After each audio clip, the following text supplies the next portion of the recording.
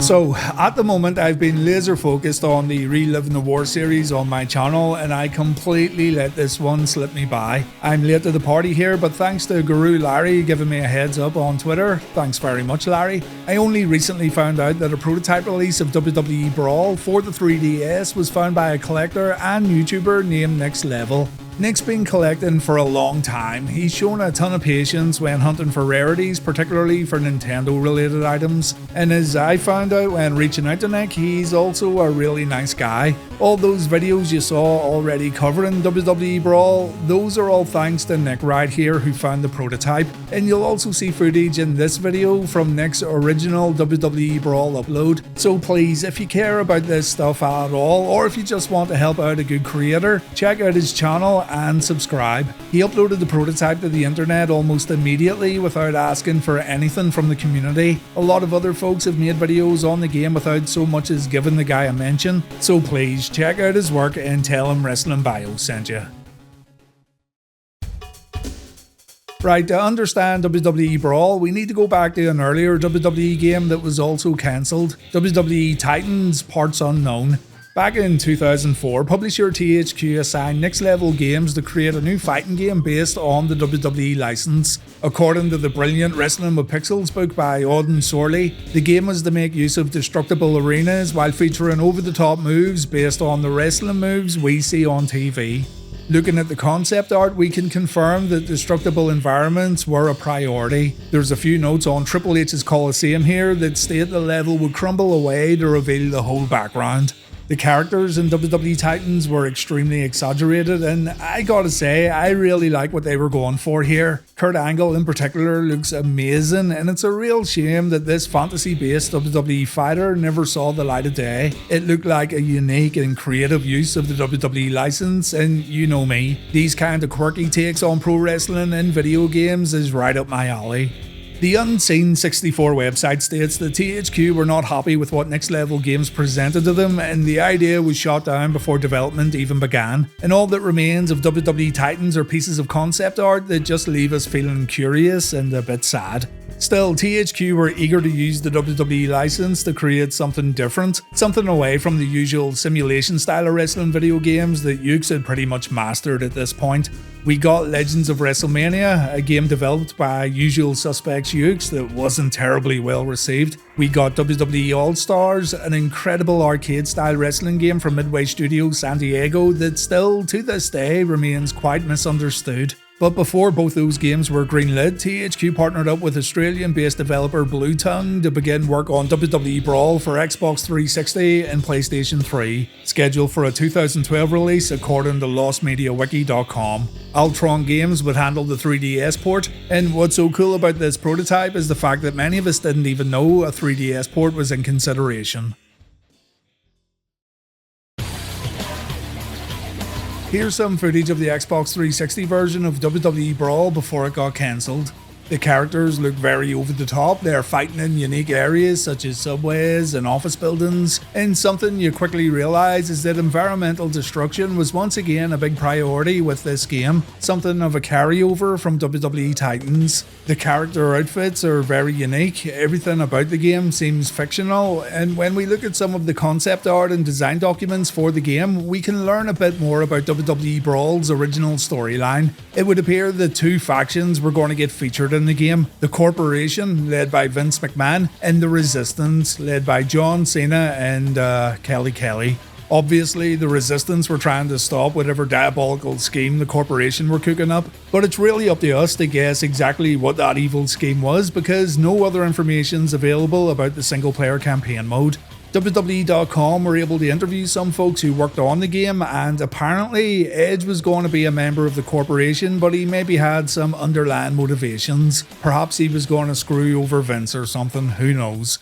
Lead artist Drew Morrow said he wanted to make WWE Brawl look like a cartoon that had come to life, and I personally think he succeeded in that goal because Brawl really looked like nothing we'd ever seen before. Environment artist Stephen Rushbrook said the game would take place in the fictional Brawl City where the fighting environments would emulate wrestling rings without actually including wrestling rings. And Rushbrook also gave us a little more information about the fictional setting of WWE Brawl when he said, The WWE Universe would be transplanted into its own fictional world focused around Brawl City, its own fictional metropolis. The superstars would have their own identity and life in that city in line with their WWE personas, jobs, histories, and all that. Conflicts would arise and there would be fights. WWE.com also confirmed that Stephen, Drew, and the rest of the staff at Blue Tongue were given free rein to do what they wanted during the design and early development stages of WWE Brawl. They weren't held back by any specific requests from THQ nor WWE. Gameplay shows us that this was going to be an arena brawler very similar to the Power Stone games released by Capcom. It looked like it played very fast, though do keep in mind some of this video footage is of early development and therefore it isn't optimized. And yeah, I know for a fact I would have loved this game. It looks so different and the game footage that was put online looks extremely fun. But unfortunately, the home console version still hasn't even seen a prototype leak, and we can only hope we'll get to play this version one day in the future. So here comes Nintendo collector Nick, who stumbles upon a prototype version of WWE Brawl for the 3DS. I downloaded the ROM as soon as Guru Larry sent me a message. I got in touch with Nick to make sure he was cool with me showing some of the things he unearthed while dipping through the game files, and I recorded a ton of matches so you guys can see what the game was gonna be like. First, a heads up, I upscaled the footage and I also recorded this on my ROG Ally. Yeah, I was having a break and lying on the sofa while playing this. But for the sake of prosperity, here's what the game looks like at native resolution. I just wanted the upscale so you guys could see the characters a bit better. Something else I need to point out, which should be painfully obvious to everyone watching, is that this is an unfinished game. You can tell it's unfinished while playing, and you can tell by watching this footage. Don't expect miracles here, it's just insane that we can actually play this at all, and I'm more than happy with what we've got. The main menu is bare bones. We can play exhibition matches or go into a sound test. I thought the sound test could potentially give us insight into other characters in the game, what with their entrance music maybe being here, but no such luck. We then get into the character select, and here's who we've got. John Cena, leader of the Resistance, wearing a bulletproof vest and dog tags. Rey Mysterio, who's got the original spelling of his name. I'm sure this was a mistake by the developers though. The Miz wearing a snazzy necktie along with a vest and giant gauntlets that have the word awesome engraved in them. The Undertaker wears his traditional jacket and coat, but shoulder guards, knee guards and a belt have all been added. The Big Show looks kinda generic, with his grizzly bear belt buckle being the only thing worth noting. Triple H is our King of Kings, and I do like the giant skull on his shoulder guard. Definitely one of the more elaborate character designs in the whole game. Here's Kofi Kingston, who has the Jamaican colours painted on his gear along with a giant belt buckle in case he forgets his own name. Sheamus is another quite generic looking character, and I think his other designs shown in the concept art look way better. I also had some issues playing as Sheamus, as in he glitched out big time and he became a pixelated mess.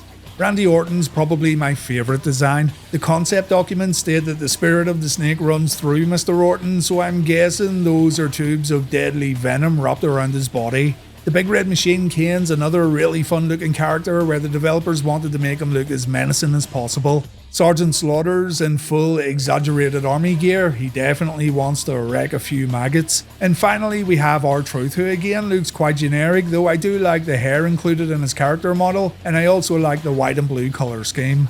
As you've probably noticed, there's a lot of characters missing here when compared to the development documents. Kelly, Vince McMahon, Edge, Randy Savage, Steve Austin, even Hulk Hogan was going to be included in the game, but they aren't available in this prototype. There are a few inaccessible characters, but we'll talk about that in a moment. Every character in this prototype plays the same, so it doesn't really matter who you select. To strike your opponent, you're going to press the Y button. You can combo your strikes to knock down your opponent, or you can press the strike button from a distance to perform a stronger attack. X serves as your throw button. You can throw your opponent into walls or pull off a grapple move when your opponent's in a stunned state or on the mat. There isn't much variation here, but again, always remember that this is a prototype. The B button lets you jump, and you can also perform double jumps in WWE Brawl, meaning you can reach some ridiculous heights and reach areas way above ground level. And the shoulder buttons are going to let you change camera angle, useful if you need to zoom in and lock onto your character. The touchscreen lets you pull off a revenge attack, a minor adrenaline move, and a major adrenaline move. You need to fill up your meter to unlock these attacks, and unfortunately, every character has the same moves. The major adrenaline attack was going to be a big over-the-top move, which would have been different for each character. However, everyone in this game has John Cena's chain attack. If we go back to the concept art, we can see an explanation of Cena's major adrenaline move right here, but we also learned that Edge was going to shoot a massive fireball, Triple H was going to use the Hammer of the King, and claws would grow out of the Big Show's hand, not too dissimilar to the X-Men's Wolverine. Weapon boxes appear in stages, and some of the weapons in this game are actually pretty insane. You can pick up a giant sword to swing at your opponent, there's a giant hammer that instantly reminded me of the original Donkey Kong game, and there's a bazooka, yes, a fully working bazooka that fires missiles at your opponent. Weapons can also be thrown, so they can act as projectiles if you find yourself in a bad spot. Matches are won by depleting your opponent's health to 0%. A minimal amount of health gets taken off when you force your opponent out of the play area, which I'm guessing would have been fixed in the final version. As soon as the match ends, you're brought right back to the title screen, so all you're going to do in this prototype is mess around and get a feel for what WWE Brawl was going to be all about. This is also a far cry from the console versions, by the way. There's no destructive environments, there's a real lack of move variety, the amount of selectable characters is way lower, and judging by the character select screen, a lot of wrestlers weren't going to get included in the final game, but these are all fairly common compromises when porting home console games to handhelds. We only have a couple of stages we can fight on in this prototype, and keep in mind that these were made with the 3DS and its 3D capabilities in mind. You've got a standard training stage that could have been a test area for the developers to use. Nothing special at all here really, but it is a good stage to test out weapons.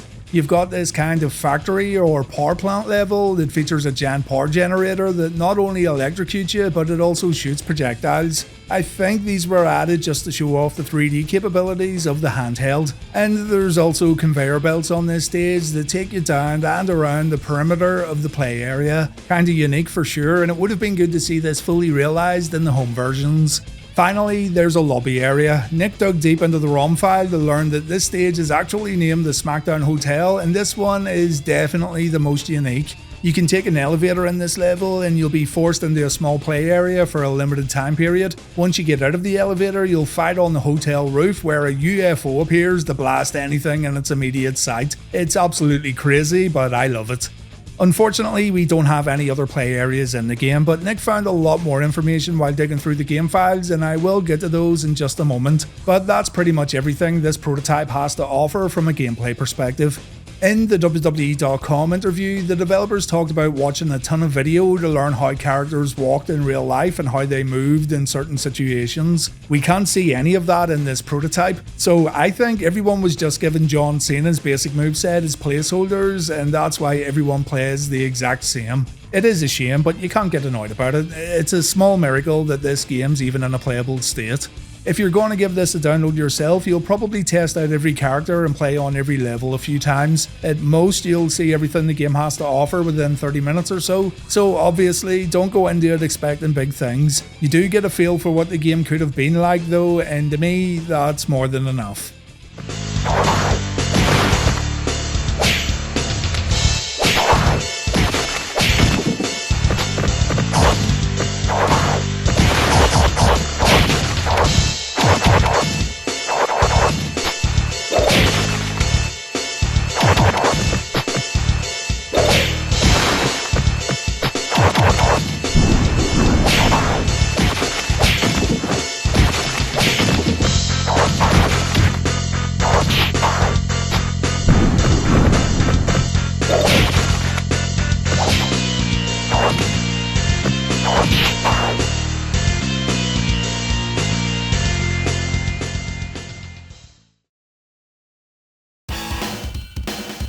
Okay, you're going to be seeing some stuff right here from Nick's original video, and again, it's Nick who deserves all the credit here. Nick also goes into detail about how he came across this prototype, so you'll learn a lot more by checking out his Brawl video.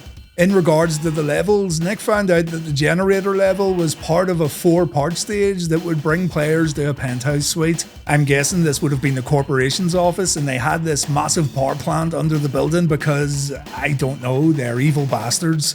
Nick also found a second training stage or practice stage. And finally, the subway map's included in the 3DS version, but it's not accessible to players. The subway had multiple levels, such as the street entrance and the lower waiting area, and these levels were also visible in the Xbox videos. Moving around from one place to another during the same fight wasn't an original idea, but it's still very cool to see. It would have given matches a bit more variety, and with the environmental destruction, you could only imagine how much of a mess you could make before ending the fight. Nick also found additional character animations within the game, including John Cena's "You Can't See Me" taunt. I tried everything to get these to work, but I couldn't do it. And finally, our guy was able to see every wrestler who was supposed to be playable in the game, including unlockables. Andre the Giant, Steve Austin, Hulk Hogan, Kelly, Vince McMahon, and The Rock were all going to be included in the 3DS version of WWE Brawl. However, curiously, Edge is nowhere to be found. Win messages were found for all these inaccessible characters, and artwork was found for both Steve Austin and Vince McMahon within the game files. These concept art pieces were never released online, but what was released online was Mecha Vince McMahon. Yes, Cyber McMahon was possibly the final boss of the game, but we'll never know. So why did WWE Brawl get cancelled? It depends who you ask, really. In the WWE.com interview, it says, and I quote, "There's no one single explanation as to why WWE Brawl didn't reach the finish line. If one must, the reasons for its disappointing cancellation include bad timing, an unsteady global economy, and the sheer difficulty in producing a game of this magnitude." Others have stated that THQ's failed U-Draw tablet for Nintendo Wii affected their upcoming game releases. In February 2012, THQ announced a net loss of $55.9 million during an earnings call, and the impact of this financial loss forced THQ to close down their Australian operations. Remember, Brawl developer Bluetongue was also based in Australia. THQ bizarrely doubled down on the U-Draw by bringing it the Xbox 360 and the PS3, and of course this was another disaster. THQ's chief financial officer admitted that 1.4 million units went unsold, and this caused a revenue shortfall of around $100 million. U-Draw for the Xbox 360 and PS3 went on sale November 15th, 2011, and just over 1 year later THQ collapsed. Company president Jason Rubin said the U-Draw was one of the key reasons why the company fell apart. You can probably see why projects like WWE Brawl were cancelled. It's an unproven game that might have had a strong license, but perhaps it was too risky. It should be noted that the WWE seemed pretty eager for Brawl to get released though. At the WWE Global Business Partners Summit, the company said they planned an action figure line with Mattel and even an animated series based on the video game, but these didn't see the light of day. And that's about it really. All in all, it is pretty sad that WWE Brawl got cancelled, but I had a blast playing this prototype. If we're to take something away, this whole thing provides hope, you know? Hope that other prototypes can be found, and hope that we might still get a chance to play these games even if they are in an unfinished state. Sometimes a little taster is all you need. The home console versions of Brawl look to be way further in development as opposed to the 3DS port, so maybe one day a home console prototype might show up. It's a long shot, but these things can happen, as evidenced by the 3DS prototype just randomly showing up. A big thank you to Guru Larry for giving me the heads up. I've been so disconnected from everything outside reliving the war, and I've been making an effort to stay away from social media, so I'm glad he reached out with details about the game. And a big thank you to Next Level, not just for letting me use some of his footage in this video, but for being the guy who found the prototype in the first place and getting the ROM dumped as quickly as he did. What an amazing find right here for people like me who love WWE video games. I hope you guys enjoyed this video. Thank you very much for watching, and please take care.